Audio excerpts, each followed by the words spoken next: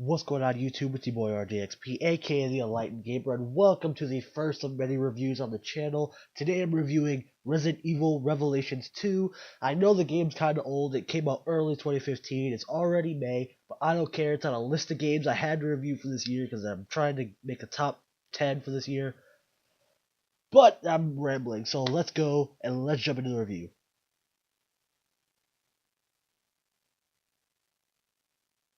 You play as 4 different characters in this game, 2 to each team. Claire and Moya are 2 lost girls that were kidnapped during a party and are sent out on some random island trying to survive. While trying to survive, you'll find weapons, new tools, everything you'll ever need to survive this crazy, messed up island. But every time they get a little bit closer to finding out where they need to go, a woman named the Overseeker comes up and tries to mess you up every time. The other side, you have 2 other characters. You have Barry and Natalia, a grown man and a little girl trying to figure their way out of this island. Barry's trying to find his daughter Moya, who's there months ago, and Natalia is a little girl that he found on his way. While on their adventures, they try to find out what happened to Moya when Natalia is their only little link. The only little link is what Natalia knows. And what Natalia knows is on one take. And what Natalia knows is barely anything. Natalia's still trying to figure out why she's there herself, let alone why Moya was there and why they kidnapped her.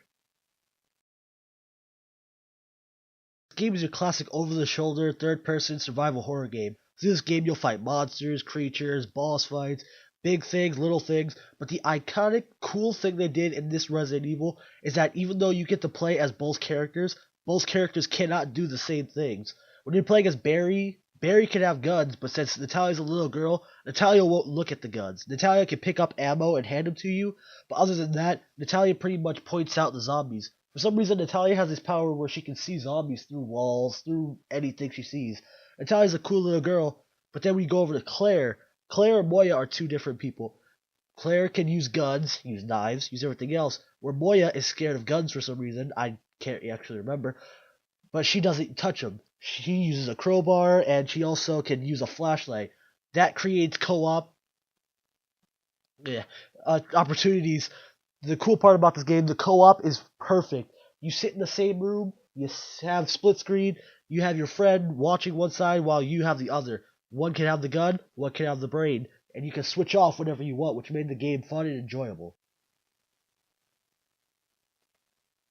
The game had a bunch of freaking content, enough to freaking hold you out as long as you had. If you bought this game for $60, I award you the Medal of Honor. This game was amazing. It had a lot of content, enough to survive at least 3 new Resident Evil games. The game had a raid mode that was amazing. The campaign was great. It also had a nice co-op for the raid mode that made it fresh and new.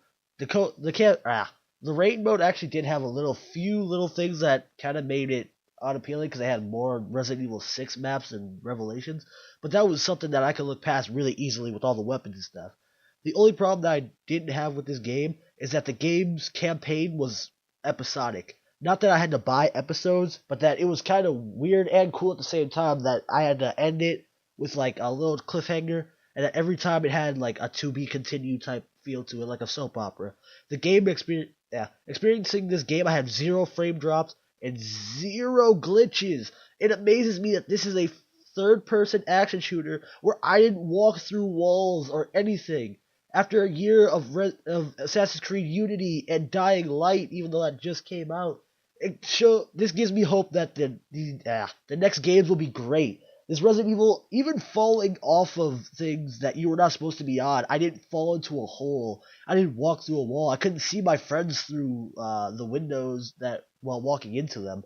It was amazing. The game was great, and I really enjoyed it. If this game hasn't dropped in price, I'm not surprised, and I would suggest this game at full price.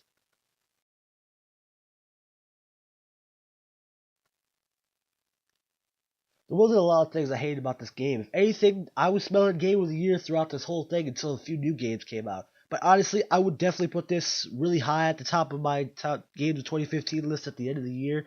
And honestly, right now, it is one of my favorite games 2015. Dying Light was a disappointment, and Assassin's Creed Unity, I just don't want to talk about Assassin's Creed Unity. But that's all different.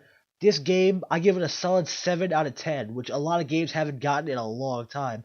I really hope you enjoyed the video. This is my first review. I'm sorry I'm tongue-tied and everything. It's different from recording when I'm playing because I'm thinking about it too much. And I really hope you enjoyed the video. Please like and subscribe. Share with all your friends. Everything else. Love you guys. Peace.